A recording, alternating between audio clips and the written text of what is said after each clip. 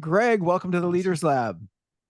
Ken, it's great to be here. Thanks for your time. And thank you. We were just talking before the podcast started, and I was listening to Greg's podcast earlier, and he had on a mutual friend, Rebecca Keat, and they were talking all about her endurance background. And would love to hear more about yours. I know you became kind of the kind of combination business guy, endurance guy.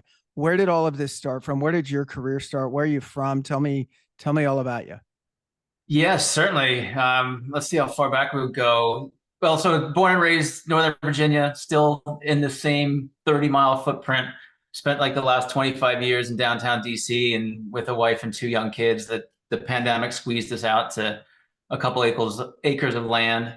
Career-wise, I've been doing fractional CFO work and financial management coaching for the past 3 years. And prior to that, I owned a business in the publishing services space that I took through a Chapter 11 bankruptcy process.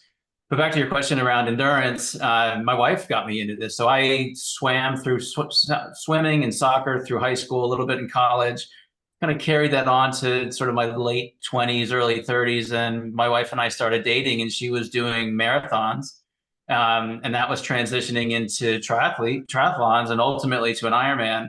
And as she was doing her training, she was in the pool 3 days a week in the mornings. And so I started to join her. And then I fell back in love with my swimming and spent, I don't know, 3 or 4 years doing long distance swimming, so anything up to about 7.5 miles.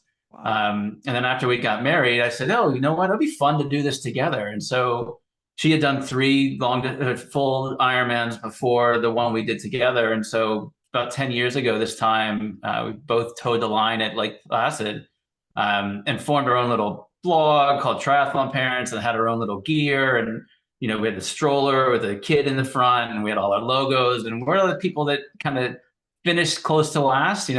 We've got the night sticks on when we finish, but we Sure. love it. And what I find is the more I lean into my endurance, the better I am at a business. And so it's all sort of come together in many different ways. But I'll leave it at that for now for see where this conversation No, goes. that's all good. So, growing up there in Virginia, athlete in school, you pick it up later. Was there ever a part where it left you? Was there ever a part where, because I know I was athletic in school, relatively athletic. I should downplay my resume a little bit, but but I was okay. And then I know I got into my 20s and I started gaining like 2 pounds a year for about 20 years, right? Like nothing that looked alarming day to day, nothing that even looked alarming month to month, but all of a sudden you're like, what happened? So I sort of remember having this second wave of fitness that hit me probably in my late 30s. But were you always kind of on the path or did you veer? Yeah, I veered certainly. Yeah. And it was mostly just distractions through college, right? Like Yeah. after leaving home and joining a fraternity and living that lifestyle, you know, the early years of my college days, I was trying to make the college soccer team as a walk on. And so my freshman year, my sophomore year, didn't get very close. My junior year, my third year, my grades were terrible. So I didn't get a chance to try out. And then my fourth year, I tried out and I thought, hey, I should make this team because I've been practicing and practicing. So that sort of kept me in the fitness side of it. It really counterbalanced a lot of other bad habits that were introduced to my life at that time. Sure. But ultimately didn't make that team. And sort of happy I didn't because, I became friends with a lot of the players that sat the bench. And when I went back for a second degree at the same school and I'm in a class with those guys, they're burnt out, right? They've got 4 hours of practice, then they got to do their academics, and then they sit on the bench. And so really from about that time frame, up until my wife and I started dating, like I'd play soccer on the weekends, the weekend warriors, and you'd come into work on Monday with your knees all bloodied and your elbows hurt. And that got old fast. Sure. And so when I got turned back on to swimming, I was like, this is what I need to be doing. When did so obviously in a full Ironman, you're running a 26.2 full marathon. How was that? Did you have that ever in your past, or was running distance something that was completely new to you? It was completely new to me. And Yeah, to be full disclosure, I walk a majority of my marathons at the moment. sure. Um, but it's also part of my coaching and the training and how we kind of prepare for the race. But I had never My longest run prior to that was probably a half. In fact, I've only done one marathon outside of an Ironman competition, and it was the What worst marathon of my life. did you and your wife, it sounds like you guys jointly decided to kind of take this passion and do that first Ironman together? Is that was that the case? You guys did it at the same time? So my wife had done three prior to us doing our first together. And so I was one of her Sherpas sort of at those race days. And it was one in Wisconsin, another one in Florianopolis, Brazil. And then I guess Lake Placid was another, that was one of her third, it was her first. And I just got hooked. I got hooked on the community.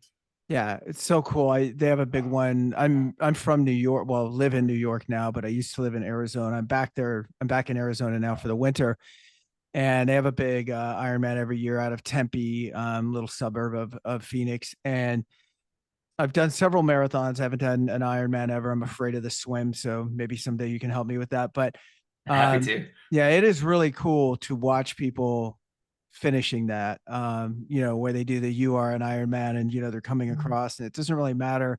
I know you get those world class people at like 8 hours or whatever, and then you've got the pretty fast people at 10 or 12, and then you got the people just like you said, glow sticks at night and whatever it is. It's still such a huge accomplishment. Why did you make, or why and when did you make the decision to? You really seem to tie all of this into to business, right? Like your podcast is around that. It's the chief endurance officer. When did that come about? And what revolution did you have in your head that or revelation did you have that made you decide to want to kind of bundle those two things together? Yeah, that's a great question. And my response is it wasn't intentional. It just happened at the same time. And what I noticed, so 10 years ago, when I was taking that company through a Chapter 11 bankruptcy process and training for my first Ironman, I noticed that there was a lot of similarities to both processes, right? So how you set your long-term goals, what daily accountability do you have? You're going to have some tough days that you didn't expect, and you're going to have some great days that you didn't expect. And there was, again, a tremendous amount of similarities between the two paths. And I also noticed that the more I leaned in to the endurance and the training, the less time I had to worry about my business. And Right. so I collapsed time. I was much more efficient, relied on the team in many different ways that normally I would have just grinded it out and just said, hey, I'm an entrepreneur and I'm going to figure this thing out. Well, you're not going to be able to do that and finish your first Ironman. And so you got to make choices. And so ultimately, it allowed me to, again, get micro focused on what was important for the day. Yeah, I mean, I think it's important, like you're saying, to from a mindset perspective. It was like when you're training for something, whether someone's at a hyper competitive professional level or not, it doesn't really matter. I know that when I've trained for marathons and I'm just out running like a long run right before the race, and it's 16, 18 miles, it is definitely like a form of meditation. Like I just get Mm. lost. I or if I start thinking about something, I don't think about it too long because there's body parts reminding me of that they hurt or whatever. And so there's just enough things like where I'm not attaching to thoughts, right? Very similar to how most people would say to meditate, right? Which is okay to have thoughts, but not to maybe stay in them. And when you're going through something that some could view as even a crisis, like the business crisis, it's like so cool to have that outlet. How many hours do you spend training when you're ramping up for one of these? Like 20 a week, give or take, or what? Yeah, so the peak weeks would be, 100 miles on the bike I usually do those on a Friday, and then probably an 18-mile run. So that's, 5 hours, that probably 8 hours and 7, 8 hours and five, just that's 12 over the weekend. And then probably 45 minutes, 3 days a week. So Wow. actually about 15, At least. um, at least, At and back least. to one of the points that you just made, Ken, when I'm on those long runs and those long rides, that's when my great ideas come, right? Sure. If I've got a business struggle, or, there's an opportunity, or there's just feels something creative, usually about an hour into one of those things, when your body is just starting to get fatigued, all this brightness sort of shows up in your brain and you really get creative. And there's been a lot of solutions that I've put into my business life that have come from me being on my bike or on my run. Is your wife still you're competing in the Ironman as well? No, so she's now focused on her running career. COVID, kids, she changed jobs as well. And so a few years back, she had a really tough race in Muncie, Indiana, trying to do the half. And the water was just blistery cold. Cold for me, who's a swimmer, and I've done Alcatraz and I've done some really cold swims. And when I got in for the full, I knew that she was going to struggle in the swim. And then I made the loop on the bike and I see her in her sweatpants and sweatshirt as I go. Her day was over. So she hasn't dabbled back into it, but I'm slowly getting her to be like, oh, let's go have a run together. Let's jump on the bikes together. And so I'm hoping over the next couple of years we're toe to toe again. Well, I just told you the thing I feared the most was to swim, and that story's not really helping me get over my fears. So, Right. I mean, yeah, maybe if they could heat it, maybe if I had edges I could touch. I don't know. Always Yeah, open nice dark water. black line down the center. Yeah, It exactly. give you a, just to push you over the edge, Ken. My first significant triathlon was Escape from Alcatraz. And this one, they put you on a boat off the shore of San Francisco and they boat you out to the Alcatraz Island and you don't get off. You literally jump off the boat. So depending on where you are, you're either 2 feet off the water or 12 feet off the water. And you know when you hit it, it's going to be ice cold. And there's another 5 people behind you jumping in 5 seconds later. And so you got my palm sweating just talking about it. Just chaos. And that water is usually kind of rough out there too. Yeah. That's right. Yeah. And the current's strong. And so if you don't get the current right, you're basically, out into the Pacific Ocean. That's rough. Not that dramatic, but when did the idea for the podcast come in? so about a year ago, so prior to this podcast, I was hosting a podcast called The Impactful Leadership Show. And that I did for the Entrepreneurs Organization of Washington, D.C. as our local chapter. And I was the chapter president for 2 years, the COVID years. And one of the ways we try to get our members' message out to the community was to host and run this podcast. The president after me didn't want to continue that podcast, so I left it alone and then started daydreaming about, all right, I love this medium. I love connecting with new people. I love exploring this content. And I really enjoy endurance. And so our production team we all came up with this chief endurance officer concept. And, I'm gathering stories and coming up with ideas. And I could see myself standing on a TED stage one day talking about endurance leadership. And I tell you what, it's what fires me up in the morning. Yeah, that's really cool. And so on the show, because I've listened to just a couple of them, but like Rebecca's, but is it typically grabbing endurance athletes and bringing them into the show and then finding kind of the life lessons in that? Or is it that and a combination of business leaders that are also kind of fitness buffs?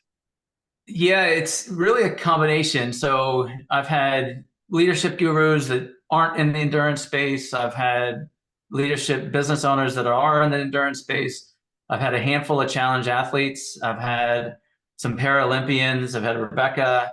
And so the nice thing I love about the topic is it's really user defined, right? How do you define endurance, right? My wife shows endurance by putting up with her work every day. Right. And she's got to be creative and she's entrepreneurial, even though she's within a business and she doesn't own it. She's an entrepreneur because she's got to come up with it. And so I try to take that angle in my conversations with my guests. And so you kind of open up Pandora's box and see what comes out. And it's been some really good content has come out of it so far. Yeah, that's very, very cool. And so the podcast that you were doing before that. So how long have you been in podcasting altogether? So 2 years total. Okay. And your show, you guys do weekly? We do. Okay. Very cool. Yeah. I release it on Fridays.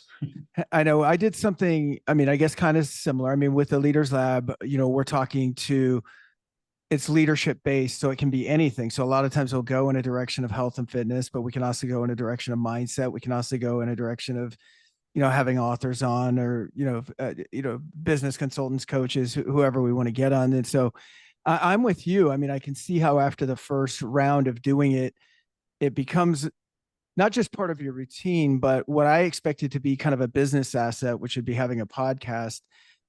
ended up becoming kind of a personal asset in that I get to Mhm. talk to new people every week, learn a ton. It's a really cool networking tool. So for anyone that's thinking about it, I highly, encourage you guys leaning in. So what's next for you? I mean, are you planning to, long term, is it just I'm going to knock out an iron? How many do you do a year right now, and what's the plan to continue this? And are you thinking you're going to be an Ironman into your 70s, or like what does that look like at this stage? Or are you just taking it as it goes? It's a little bit as it goes. I've been averaging one a year, and that is primarily because my coach will say, "Hey, if you try to sign up for two, you're going to do one and not do the other. So let's just Right. focus on the one race." Ultimately, I want to be at Kona, and there's two ways to get. Well, there's many ways to get there. One, you qualify, and I'm several hours away from qualification.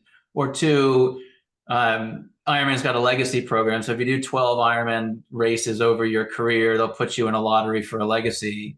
And then ultimately you could fundraise for like the Challenge Athletes Foundation or a handful of other foundations that would then give you an entry into Kona.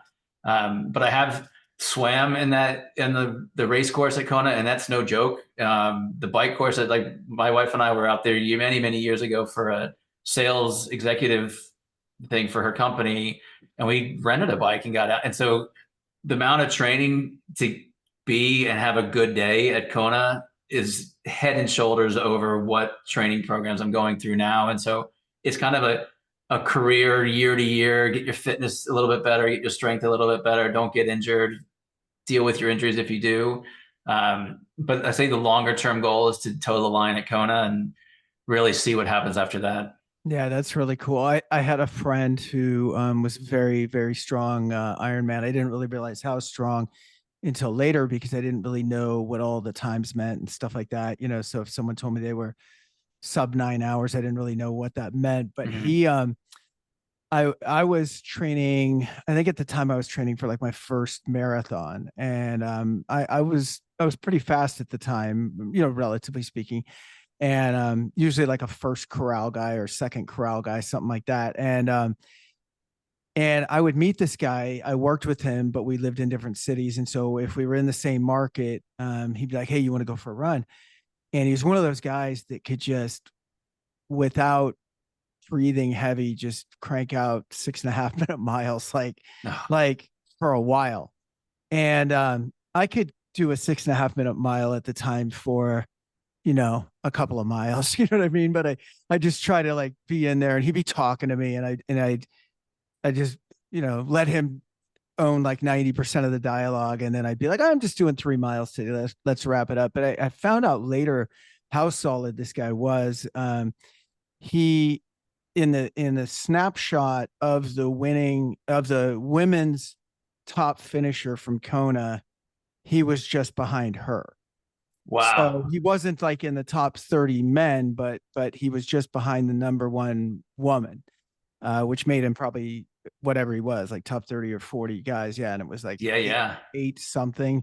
It was really, really crazy. He ended up having a really gnarly training accident, or actually not training. It was in a race where, they had all the side roads blocked off and everything. And he was on the bike. And as he's coming down on a bike, a truck came through the course, and he went in the, I guess it would have been the passenger's window and out the driver's window, his head. Wow. And yeah, he ended up in like full traction for a while. Yeah, he made a full recovery. I mean, if he had hit anything other than the window, he'd be gone. But um, anyway, that was at the peak of my interest of it. Now I've kind of sworn off that. Um, I don't know if I'll do another full right now. The training just gets a little bit brutal, but I have, yeah, deep appreciation. So talk to me about your business a little bit now. And yeah, what you guys do day to day. Yeah, certainly. So it's Blackburn Capital Advisors. It's me as a single shingle at the moment with a handful of partners and CPAs and HR people that I lean on. And I'm providing fractional CFO work to organizations. And so it could be as small as, hey, I just want to talk to you for one day a month, or come in and look at my books and tell me what you see. And what I'm ultimately trying to do is kind of collapse the time of the entrepreneur or the business owner so that he or she isn't spending 10 hours wondering what these financials are saying. Sure. Um, So I'll come in and translate, or if they want to go raise money, I'll give them some support on that, or deal with their bank, or PPP loans. Like that was back in the day, or ERTC, or all these little buzzwords that are floating around. I can bring a lot of quick clarity to what those things are. Also spend a lot of time on the business financial planning. So we do cash flow management, we do long-term forecasting. I've got a part of that business I call financial management coaching, where it's me doing less of the work and actually sitting on the shoulder and coaching and say, hey, Ken, this is what I'm reading in your financials. What are you reading? And then if you've got a 1 year goal to double the cash in your bank account, all right, let's set up the plan. Let's put in the right tools and the right processes and manage it. And so ultimately, I'm helping these business owners get a better grasp of their financials, collapse their blind spot a little bit. And the reason I'm doing it is because, my prior business, and ironically, I was the CFO, but we went through a Chapter 11 bankruptcy process. And as I learned sort of by doing, I realized there's a lot of mistakes or a lot of resources out there that could have been utilized. For example, the bankruptcy process itself, I had this stigma about it. Like all the employees are going to leave, the vendors are going to run away, I'm going to be scarred for life. And it was the complete opposite, right? The team rallied together, the vendors stuck around, and it was a positive tool for us to use to get out of the situation that we're in. And so it completely changed my mindset of the approach to business, how to take it emotionally and those things. And so one of the reasons I'm passionate about financial management coaching and fractional CFO work is I want to support those entrepreneurs and those business owners, or even larger associations and other teams that are struggling with this, like I struggled with it with a finance background. Yeah, what's interesting where our worlds kind of cross over.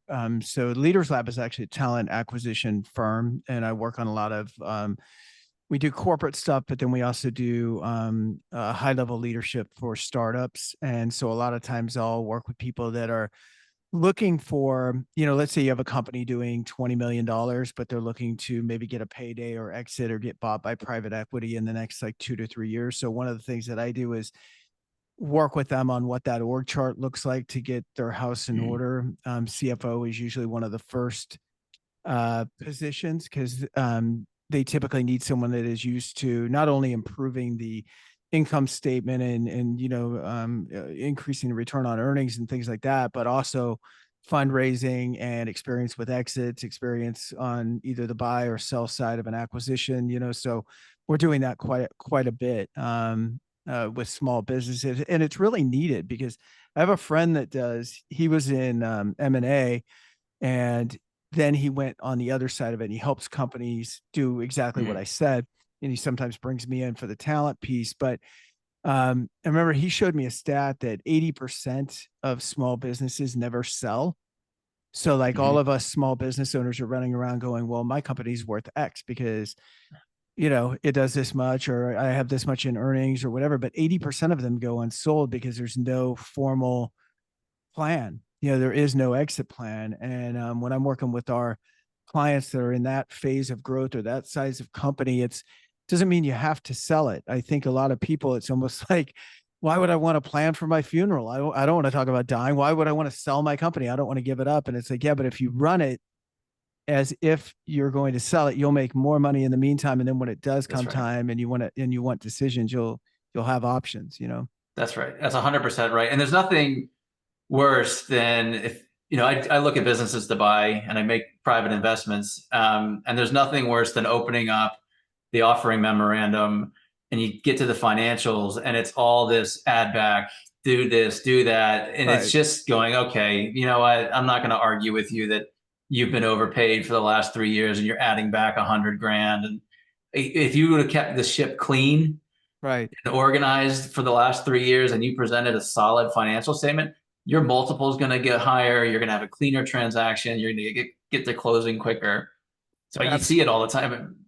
Absolutely. And I think so both from a financial standpoint and I think from a people standpoint, right? It's like if a new owner comes in, sometimes people want to acquire something and tuck it into something else, but when they want it to be a standalone, it's like your problems become their problems that they just bought, right? So your lack of sales leadership, your broken marketing pipeline, your, and that all just hurts value, right? It's like buying a car and them going, well, I hope you like it. It's going to need a new engine in the next couple of months, right? And you're like, well, I'm not paying sticker, right? If I have to put in a new engine. So, but it's funny how, even though that makes, I don't know, perfect sense in the context of this, and I'm sure anyone listening to it, again, 80% of people aren't doing it, or they're doing it poorly, so poorly that they're never getting the kind of offer that they think their company's worth. And they're probably right. It doesn't take that much heavy lifting if you have the right people like yourself coming in and going, look,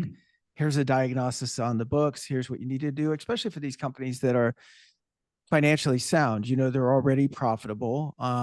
It's not like you're pulling them out of the ditch normally, right? It's just like, how do you make it look better, more presentable, and more appealing to a buyer? Absolutely. And another component of that is how much of the business is dependent on you, the owner, Yeah. right? If you're working in your business every single day and you're keeping the lights on and taking the trash out, the minute you go away in a sale, there's that value suck. That vacuum just fills a void. And so putting in systems and processes so that you can separate away from the business, and which, to your point, is kind of the work that I help companies with. Is like, you know what, let's get your financials at least. And it does bleed into some operations because they go hand in hand. But let's make sure we're reporting consistently. Let's make sure that we're forecasting consistently. Let's make sure the record keeping is done consistently so that when we do have a review, well, for two different reasons. One, now you know your data is good that you're making decisions off of, which is a big part of what I do every day. It's like, let's make sure that your data is good, because if your data is faulty, you're just going to make lucky decisions. Right. And then two, if you've got a good track record and good history, to the point we've been making, the transaction just becomes much more lucrative, speed to market, et cetera, et cetera. When you're looking on your own side for investments, are you typically buying and then staying involved with these companies? Or are you more investing for, just profitability? Or like, what is your personal angle? Like, if you get involved, or does it vary based on the opportunity? It has varied based on the opportunity. I've done personal investments that have then either done consulting work for additional equity, or a deferral, or those types of things. So I get very creative. But then on the other side, I've got, investments that I just check in every 6 months and see how they're going. And, call me when there's great news and don't call me when there's bad news, Yeah. sort of thing. I don't want to solve your problems for you. I'm not looking for another job. Right. But they're also opportunistic as well. I'm not specifically looking to create a portfolio around X or Y. They just seem to be opportunistic. And, I've got a good relationship with the CEO or the owner, and, either I can source capital or find different relationships, or if it's, the right size, whip out the checkbook if I need to. Right. That's very cool. So tell me, sorry, I just spaced out real quick. I'm going to hit All pause good. here for 1 second. All right. So Greg, thanks for coming on to the Leaders Lab. One thing that we didn't talk about was your book, and it's called The Turnaround, What Surviving Bankruptcy Taught Me About Achieving Success, about achieving success in business and life. When did you write that? Like, how long after the bankruptcy did you write that? And what prompted you to write it? So I wrote it the years after we got out of bankruptcy. It might have actually been at the tail end of the bankruptcy process. The motivation, I wanted to write a book, right? It was kind of a competition between my dad and I. He always has talked about, hey, I want to write a book. I want to write a book. And he never actually did it. And so I kind of wanted to show him up and write a book. Sure. Two, I was the CEO of a publishing services company that I owned. So I didn't use our own internal resources for the book, but I did find a good outsourced resource that helped me with the writing. So it was very much an interview, very long-winded interview process where we talk over Zoom or have it recorded, and they would draft a draft, and then I edited from the draft. But the ultimate reason, like, I wanted content when I was going through the bankruptcy process and thinking about what resources are out there. There wasn't very much content for the small business owner to really know what it was like. You could find large law firms. Hold on, no, It's I gotta hit okay. pause. It's okay. I'm on the phone. It's going to be a nice hodgepodge. It's all good. Yeah. So again, when I was looking for resources when considering going into this bankruptcy process, I saw a void for small business owners. And a lot of the content out there were the mega law firms or these huge turnaround firms that are talking about, GE and these big cases that we all read about, but no one addressed what it was like from the small business perspective. Nor do they talk about what it was like from the insider perspective. And so I knew there was a book in me for that. I had also, prior to starting the bankruptcy process, I went out and got my certification in insolvency and restructuring. And there's an association out on the West Coast that does that. So I went through 6 days of training about what it's like to be a turnaround person. And so I brought that content into the book as well. And so that was the real motivation. It was, I know that there's a story here for some business owner, some entrepreneur who might be going through difficult times and is just looking for a resource to understand what it's like to go through the process. And so the book sort of naturally started coming out of my fingers. I would have to think it's somewhat therapeutic as well. I mean, just to kind of get it out and put it out, maybe serve others and kind of close that chapter, no pun intended, but like, just move on, but move on in a way where it was like, hey, this wasn't a loss. Like I learned from it. I can share it with other people. Was there some feeling like that along the way? 100%, Yeah. 100%. And it's one of the reasons I'm doing the work I do now. Right? I sit in front of a group of entrepreneurs, my clients, people that just listen to me. And I say, I know what it feels like to sign the front of the check. It's super easy to sign the back of the check. But when you got to sign the front, there's a different amount of accountability. And I've done so many dumb things in my business journey that, have opened up some can of worms. That let's avoid these things. Like I know what it's versus, leaning into your CPA and he or she has just prepared tax returns since graduating college, and nothing against that profession, but they haven't been in the trenches. And so I'm trying to bring that trench experience to supporting the entrepreneurs that are around me and these organizations I'm with, and really the greater community. I think that's really cool. I mean, there's enough books on, how everyone did everything great. I mean, I think it's, uh, I don't know, more insightful to be vulnerable, to kind of share the losses along with the wins. And I think that actually helps people a lot more because like you said, it's more relatable. There's a lot of people that go through this kind of thing, and I've never seen a book just on bankruptcy or surviving it, right? So I think that would be really, really cool.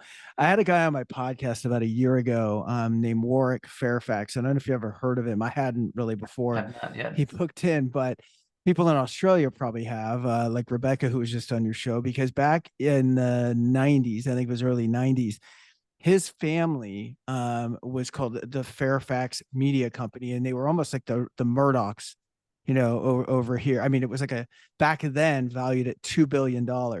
When he was in his mid-20s, he inherited this $2 billion company, and he had been groomed for it, almost like a king gets groomed to take the crown the whole time. And on his watch, the Fairfax media empire went down. And it wasn't solely his fault. There was lots of infighting and family stuff and all of that, but he was the guy standing there when this generations old $2 billion company imploded. And so he now has a podcast called Beyond the Crucible, like how you can basically take your worst moments and turn them into your best. And he's found a way to take that and have huge purpose out of it. So it's been cool. Well, it's been really great getting to know you. I will definitely put all of your company information in our show notes along with your podcast. It's called The Chief Endurance Officer. I recommend that you guys check that out. Anything else for us before we get going, Greg? Yeah, again, Ken, just thank you for the opportunity to be with you and to address your audience and kind of shed some light on my experience in the bankruptcy process. And I loved geeking out about endurance. In fact, this podcast, I feel like there's another book brewing around endurance leadership. I mentioned the TED stage too. So keep an eye out for that. I'm always looking for opportunities to connect. So if you want to reach out, please feel free to reach out to me. I love having conversations. Sounds great, Greg. Thanks so much. We'll talk again soon, I'm sure. It's my pleasure. Thanks, Ken.